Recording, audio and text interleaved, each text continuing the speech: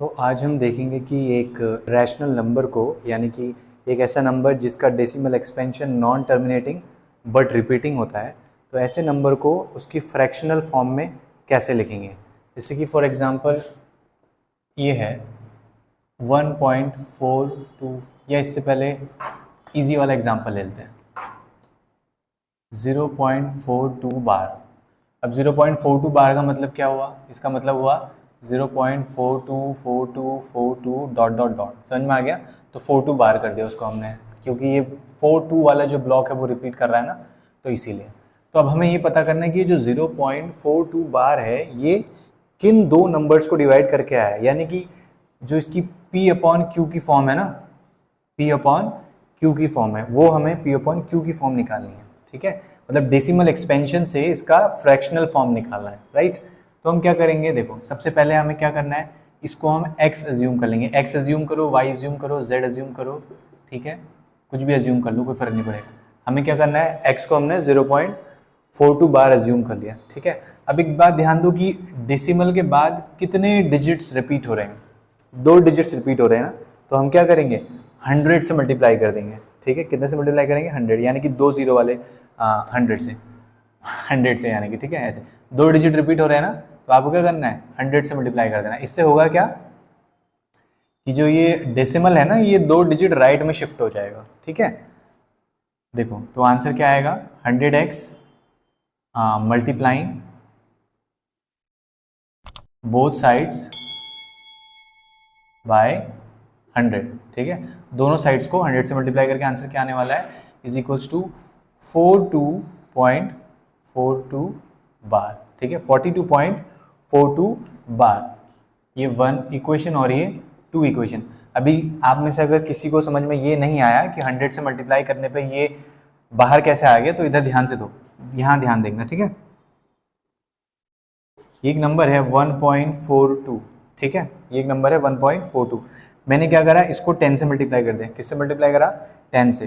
तो 10 से जब मैं मल्टीप्लाई करूंगा तो ये आप ये जानते होंगे कि डेसिमल को हम नीचे, ये देखो 2 डिजिट के बाद है ना डेसिमल, 2 डिजिट है डेसिमल के बाद, तो हम इस डेसिमल को कैंसिल करके नीचे 100 लिख सकते हैं।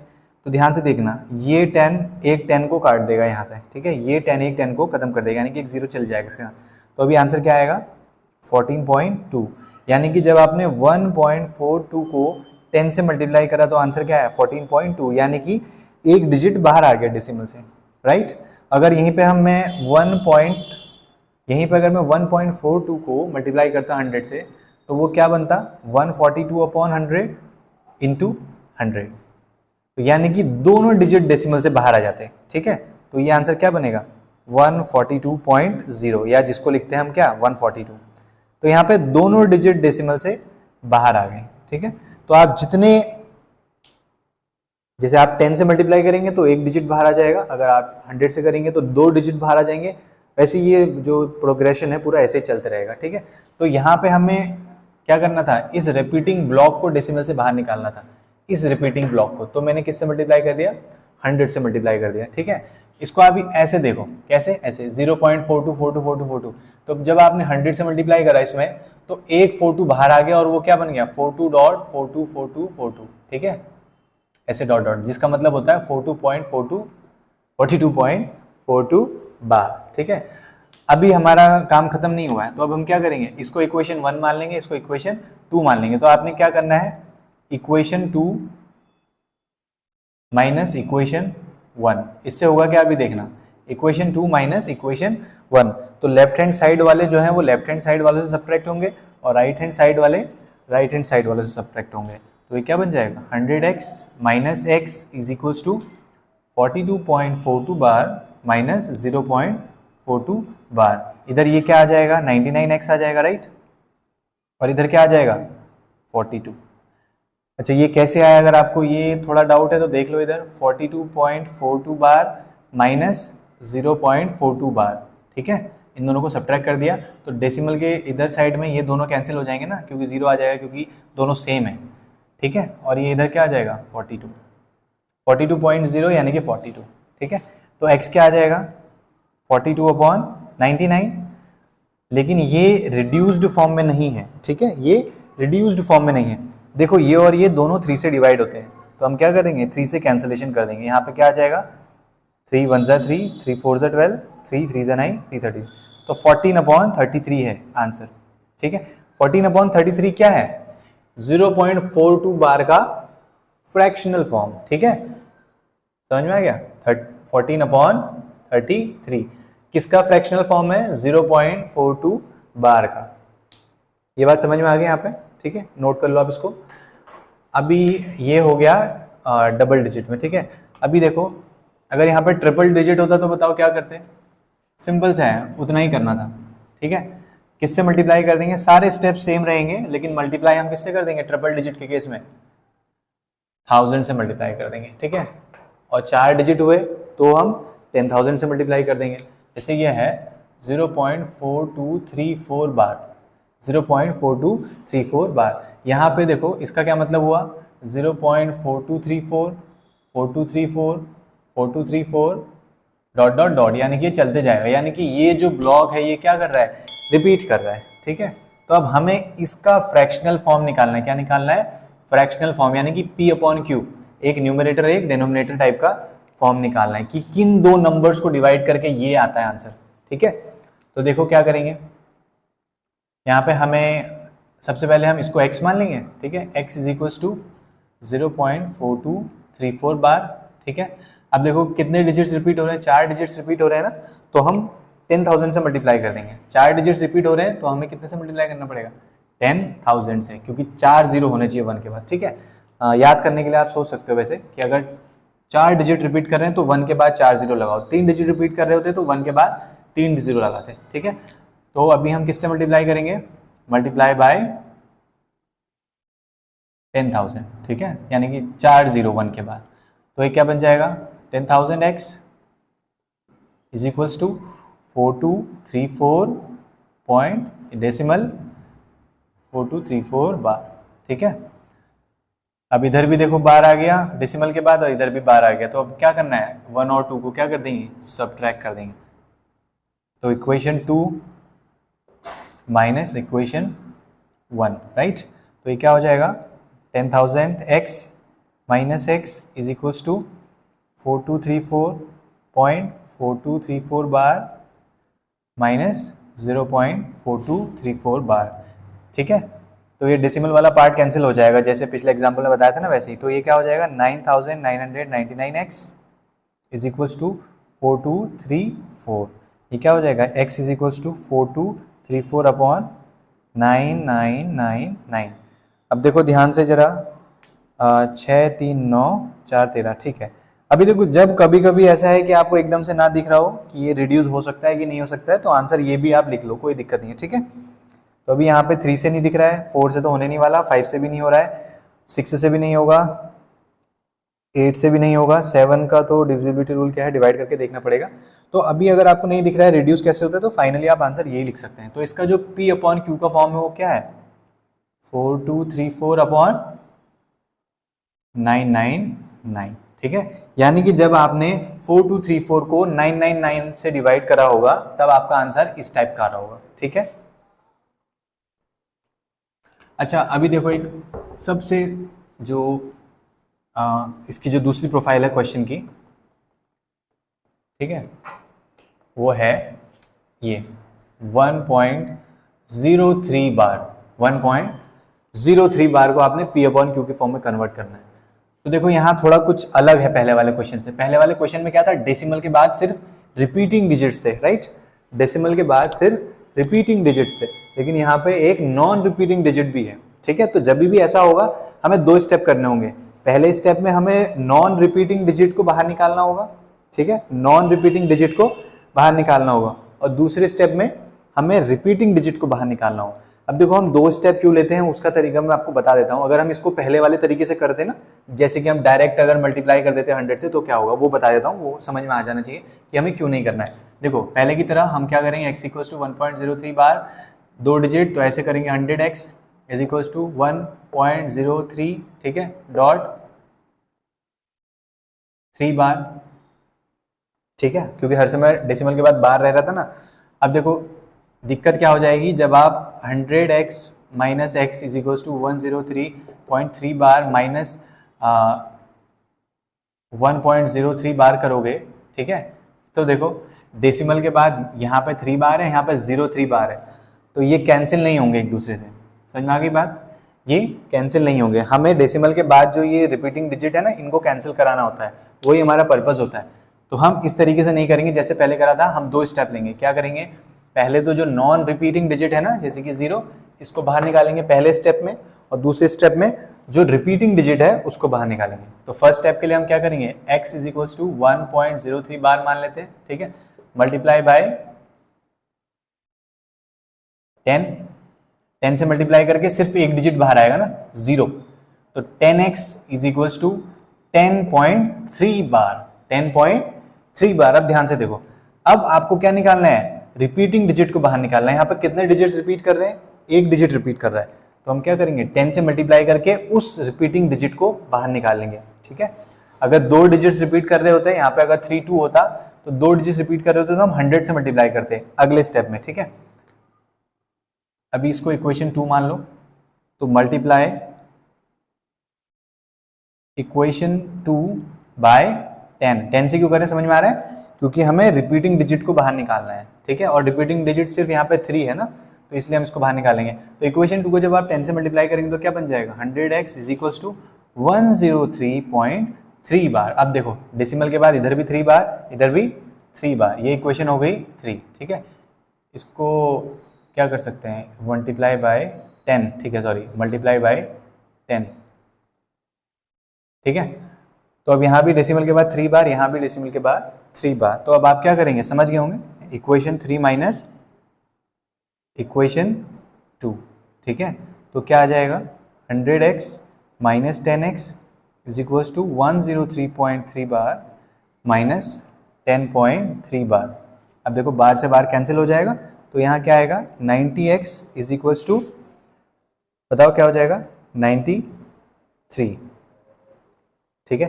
103 में से अगर तुम 10 सब्ट्रैक्ट करो तो 93 आएगा ना, तो x इज इक्वल टू 93/90, ठीक है। अब यहाँ देखो ये रिड्यूस होगा क्योंकि ये 3 से डिवाइड हो रहे हैं दोनों। कैसे हो रहे हैं? क्योंकि इन दोनों का सम 12 है और इन दोनों का सम 9 है, यानी कि जब भी डिजिट्स का सम 3 से डिवाइड होता है तो नंबर भी 3 से डिवाइड होता है। डिविजिबिलिटी रूल है 3 का, तो इसको आप ले जाओ 3 1 टाइम में और इसको ले जाओ आप 30 टाइम्स में, ठीक है। तो आंसर क्या आएगा? 31/30, यानी कि जो इसकी p/q फॉर्म है, यानी कि जो फ्रैक्शनल फॉर्म है, दैट विल बी 31/30। समझ में आ गया?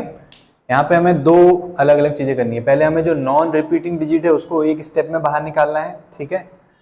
अगर यहाँ पे 2 नॉन रिपीटिंग डिजिट्स होते तो हम 10 की जगह 100 से मल्टीप्लाई करते, 3 नॉन रिपीटिंग डिजिट्स होते तो 1000 से मल्टीप्लाई करते, ठीक है। तो वो नॉन रिपीटिंग डिजिट बाहर आ जाएंगे एक स्टेप में, उसके बाद रिपीटिंग डिजिट को बाहर निकालेंगे एक बार, ठीक है। रिपीटिंग डिजिट या रिपीटिंग डिजिट्स को बाहर निकालेंगे। तो यहाँ पे रिपीटिंग डिजिट सिर्फ 3 था, तो बाहर निकालने के लिए हमें सिर्फ कितने से मल्टीप्लाई करना पड़ा? 10 से मल्टीप्लाई करना पड़ा, तो रिपीटिंग डिजिट भी बाहर आ गया एक बार। तो अब देखो डेसिमल के बाद यहाँ भी 3 बार, डेसिमल के बाद यहाँ भी 3 बार, ठीक है। तो अब दोनों को माइनस करके हमारा फ्रैक्शनल फॉर्म मिल गया, ओके। अच्छा, अभी इसमें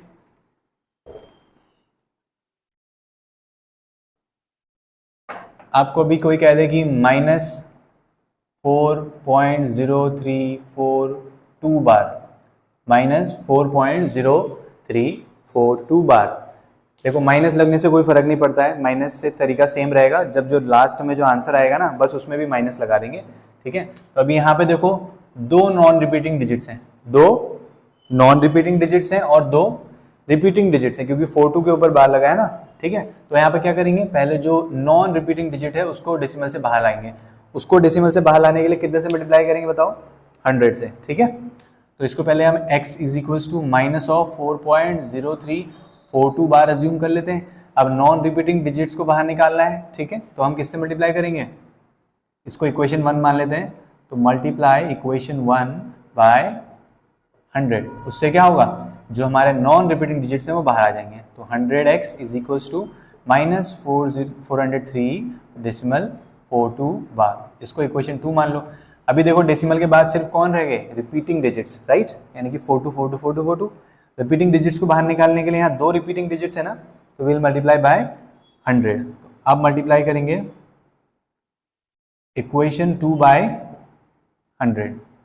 तो अभी ये क्या बन जाएगा 10,000x, ठीक है, इज इक्वल्स टू, अब ये रिपीटिंग ब्लॉक एक बार बाहर आ जाएगा तो -40342.42 बार, इसको इक्वेशन 3 मान लो। अब देखो 1 और 2 में यहाँ भी डेसिमल के बाद 42 बार और यहाँ भी डेसिमल के बाद 42 बार, यानी कि हम दोनों को क्या कर पाएंगे 42 बार क्या हो जाएंगे, सब्ट्रैक्ट करने पे कैंसिल हो जाएंगे, ठीक है। तो इक्वेशन 3 माइनस इक्वेशन 2 क्या आ जाएगा आंसर हमारा, तो 1 और ये -100x इज इक्वल्स टू, ठीक है, लेफ्ट हैंड साइड वालों के साथ सब्ट्रैक्ट होंगे या ऐड होंगे या डिवाइड होंगे, जो भी आप कर रहे हैं रिस्पेक्टिवली, और राइट हैंड साइड वालों के साथ, और ये क्या बन जाएगा। वैसे यहाँ पे साइन की गड़बड़ी होगी ना, साइन यहाँ पे नहीं लगाना चाहिए था, ठीक है, यहाँ पे साइन मत लगाना ऐसे, ठीक है, साइन को आपने क्या करना है फाइनल आंसर में ही यूज करना है, यहाँ पे भूल जाओ, इस साइन दिक्कत कर देगा, ठीक है, साइन कहाँ पे आएगा फाइनल आंसर में आएगा। इक्वेशन 3 माइनस इक्वेशन 2, तो यहाँ पे आप क्या कर देंगे इक्वेशन 3 ना, तो 40342.42 बार माइनस 403.42 बार, ठीक है, तो ये तो हो जाएगा 9,900, ठीक है, 9,900x, और ये हो जाएगा आपका, इसको सब्ट्रैक्ट करो तो 40342.42 बार और 403, ठीक है, 12 3 9 3 13 4 9 और 9 3, ठीक है, 12 3 9 3 और ये 13 4 9 3, हाँ 9 3, ठीक है, तो ये क्या आ जाएगा 39939, ठीक है, 39,939।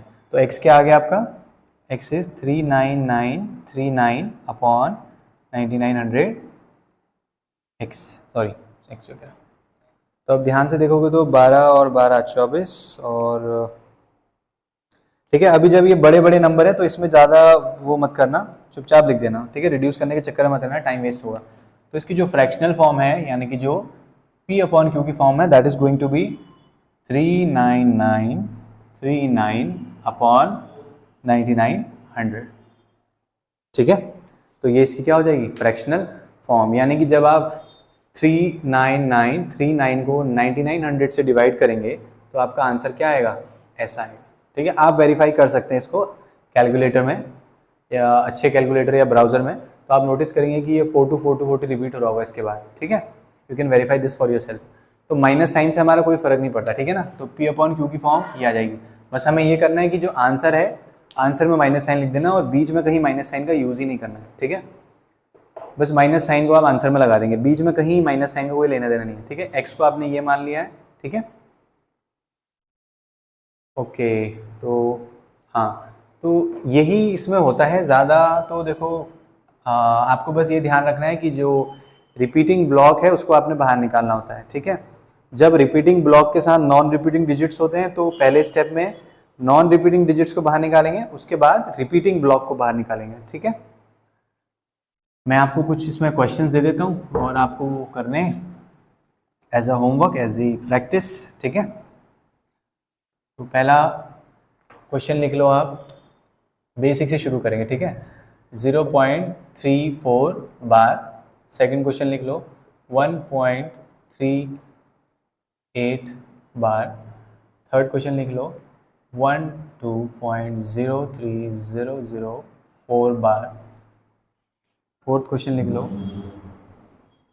8.08088 बार, इसको माइनस लगा देना, ठीक है।